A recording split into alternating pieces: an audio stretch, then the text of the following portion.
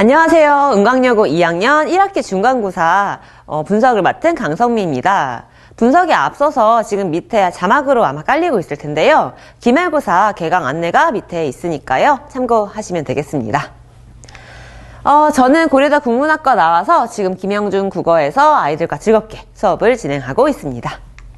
목차를 이렇게 4가지로 구성을 해봤는데요. 아마 가장 궁금하실 것 같은 것이 지금 1번. 중간고사 어떻게 진행이 되었는지 궁금해하실 것 같아서 이거를 먼저 말씀을 드리고, 그 다음에 제가 미약하게나마 아이들에게 도움이 됐던 부분 좀 말씀드리고, 그 다음에 3번째가 기말고사 대비 전략. 중간고사가 아직 완전히 끝난 것은 아니지만 그래도 이제 좀 있으면 기말고사잖아요. 그래서 기말고사 때 어떤 점을 포인트를 잡아서 준비를 하는 것이 좋을지 조금 설명을 드리고자 합니다. 마지막으로는 제 수업이 어떤 식으로 진행되는지 말씀드리겠습니다.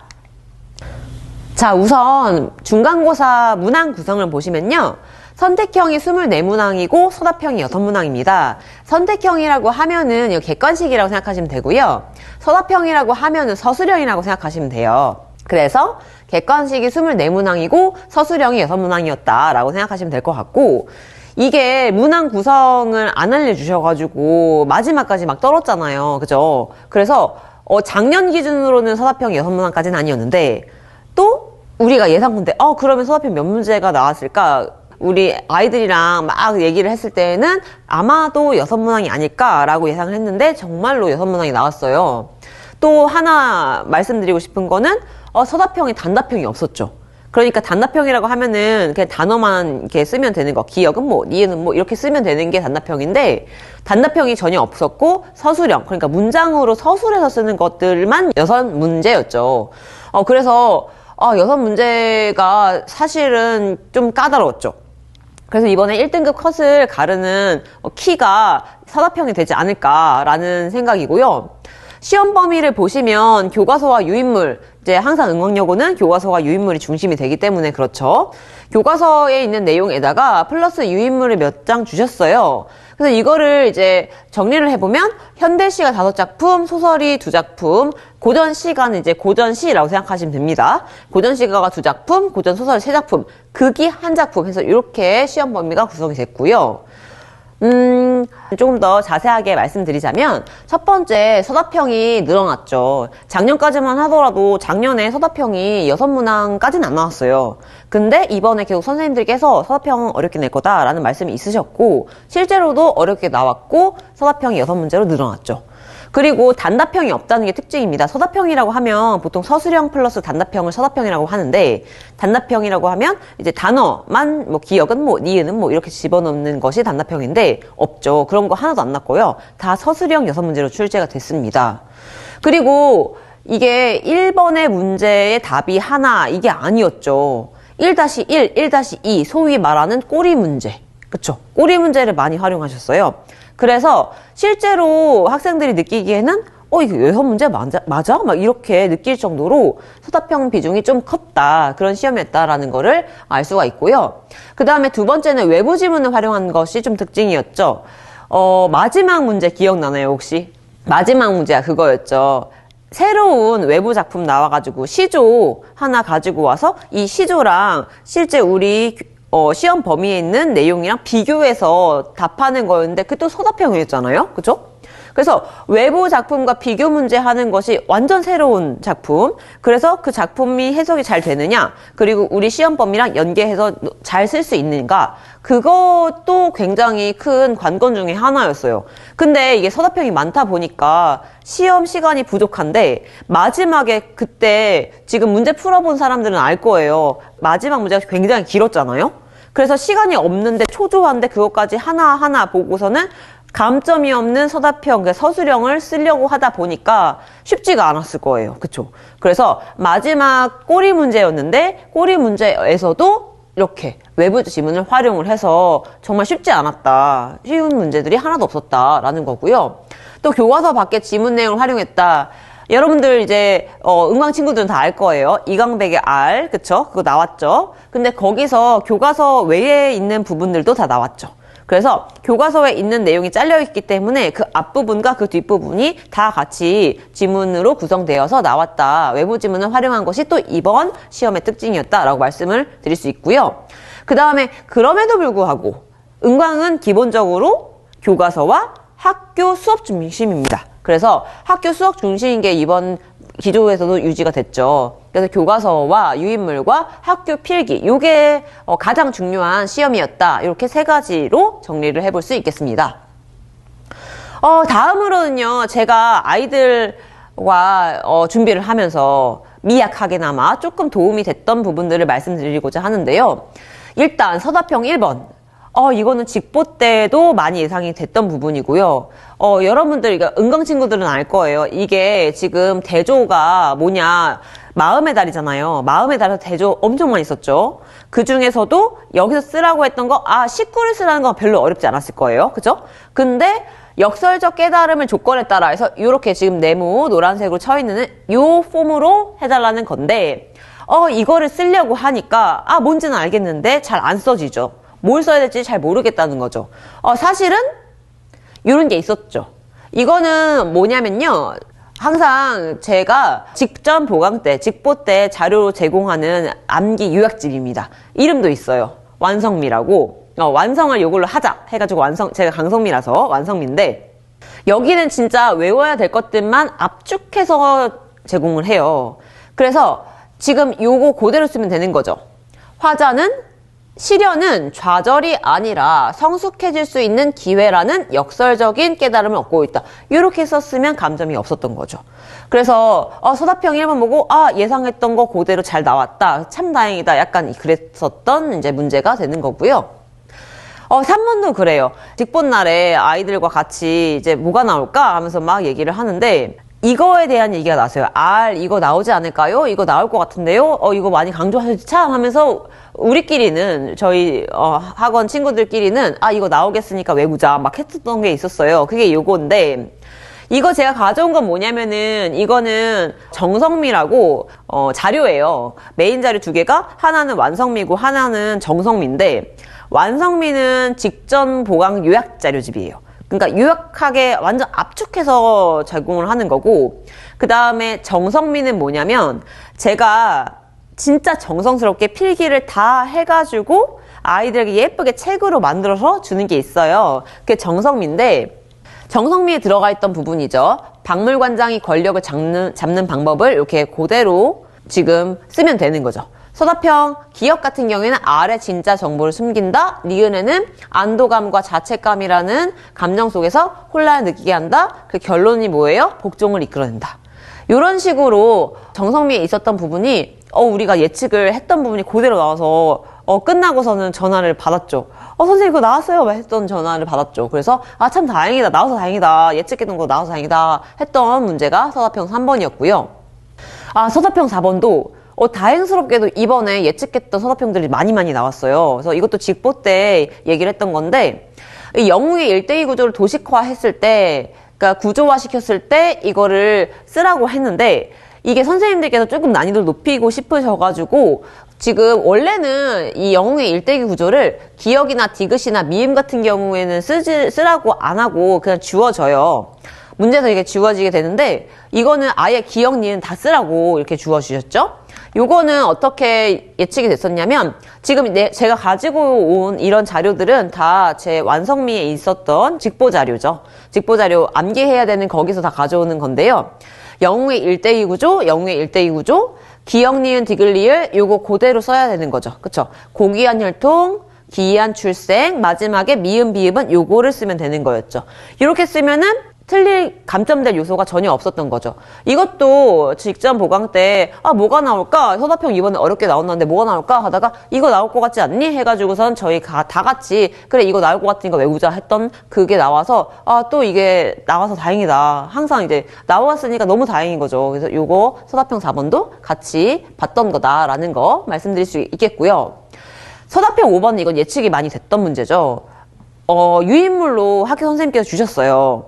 그래서 항상 은광은 학교 수업이 중심이 돼야 되기 때문에 학교에서 어떤 내용을 했는지, 그리고 그거를 강사가 알고 있는지가 굉장히 중요한데, 지금 보면은 윗글의 A는 이거는 구보 씨의 일이라는 이게 소설이에요. 굉장히 문체가 특이하고 시점이 특이하게 진행되는 그런 소설인데, 보면은 시점을 바꾸기 문제죠. 이거 서사평이고요. 지금 가의 시점으로 되어 있는 나, 다, 라 이런 것들이 좀 문제였다는 거예요. 무슨 문제냐면은 서사평 5번인데 써야 되는 건 뭐예요? 나, 다, 라 다 써야 돼요. 그러니까 좀 압박이 오는 거죠. 이게 한 문제에 답이 하나가 있다는 게 아니라 나의 하나, 다의 하나, 라의 하나 이런 식으로 계속 구성이 됐다는 게 문제죠.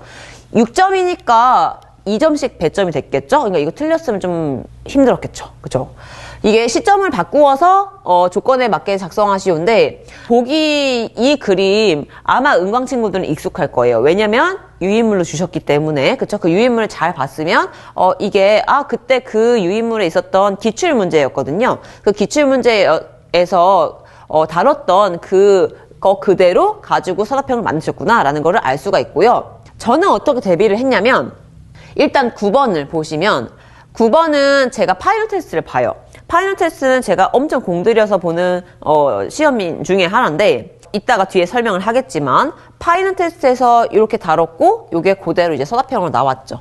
그래서 파이널 테스트에서 한번 이게 어떻게 바꿔야 되는지를 학습을 했고, 그 다음에 하나 더, 제가 아이들과 얘기를 하다 보니까 학교 선생님께서 여기 부분을 강조하셨더라고요. 초점이 바뀌는 거에 대해서 추측서술 말씀을 하시면서 여기 부분에서 그 시점에 대해서 막 필기를 해주셨더라고요.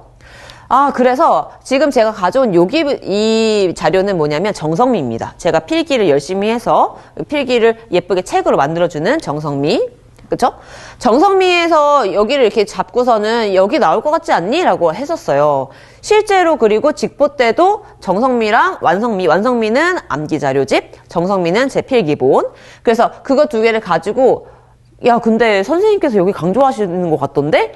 하는 요 부분이 실제로 문제에서 서사평에서 A 부분이라고 딱 나왔죠. 그래서 여기 부분을 이렇게 여러 가지 시점으로 바꿀 수 있었으면 됐다라는 거여서 선생님 이것도 나왔어요. 시점 나왔어요. 이랬던 문제였고요. 그러면은 서사평이 이렇게 까다롭고 감점의 요소가 많은데 어떻게 기말을 대비해야 될 것인가? 제가 생각했을 때는 기말 대비 이렇게 세 가지로 나누어서 좀 대비가 되었으면 좋겠어요. 첫 번째는 서사평. 이게 중간 때 서사평에 이렇게 힘을 주셨으면 기말 때도 이러한 경향이 유지될 확률이 높죠. 그래서 서사평의 비중을 둘 가능성이 높기 때문에 서사평이 어렵게 나올 것이다. 그리고 조건이 까다로울 것이다를 먼저 생각을 하고서는 같이 기말에 준비를 해야 된다라는 게 첫 번째 포인트고요. 두 번째 포인트는 고전문학이에요. 이게 무슨 얘기인고 하니 지금 남아있는 기말 범위가 거진 다 고전문학이 주를 이루어요. 주를 이루는 고전문학을 어떻게 대비해야 될 것인가? 고전은요, 해석이 안 되면 문제가 안 풀리잖아요. 해석은요, 어휘 때문에 안 되는 거예요. 그러니까 고전 어휘가 만약에 안 되어 있다, 혹은 내가 고전문학이 조금 힘들다라는 친구들은 얼른 지금 고전 어휘를 조금 준비를 해놔야 됩니다. 그래야지 기말 준비 들어갔을 때 덜 힘들 수가 있다는 거죠. 그리고 하나 더, 고전 시가들은 엮을 수 있는 게 굉장히 많아요. 그러니까 현대도 그렇지만 고전은 일반적으로 엮는 애들끼리가 있단 말이죠. 그래서 고전 시가는 관련 작품 대비가 반드시 이루어져야 된다, 이렇게 말씀드릴 수가 있을 것 같고요. 마지막엔 어휘 문제입니다. 어휘 문제는 이제 은광은 점점점 이제 꼼꼼함이 더 중요해지는 그런 시험으로 가고 있거든요. 그래서 놓치는 어휘가 없이, 특히나 왜냐하면 기말 범위가 고전이기 때문에 더 그래요. 고전 문학은요, 밑줄을 이렇게 쳐놓고서는 기역, 니은, 디귿 밑줄 쳐놓고서는 이것 뜻 뭐야, 이것 뜻 뭐야 물어볼 수가 있단 말이죠. 그래서 어휘는 반드시 고전이기 때문에 더더욱 힘을 주어서 대비를 해야 된다. 이 세 가지가 조금 기말고사 대비 전략으로 포인트가 되겠다라고 말씀드릴 수 있겠습니다. 마지막으로는요, 제 수업은 어떤 식으로 진행되는지 말씀드리고자 하는데요. 일단 주중 클리닉. 저는 은광여고 2학년들을 위해서 시간을 비워뒀어요. 목요일에 은광여고만 대상으로 클리닉을 진행합니다. 그럼 클리닉 때 뭐 하나요? 하면은, 클리닉 때 제가 문제 준 것들 풀다 보면은 질문이 생기잖아요? 그 질문을 클리닉 때 해소를 한다라고 생각하시면 될 것 같고요. 하나 더, 암기 테스트를 봅니다.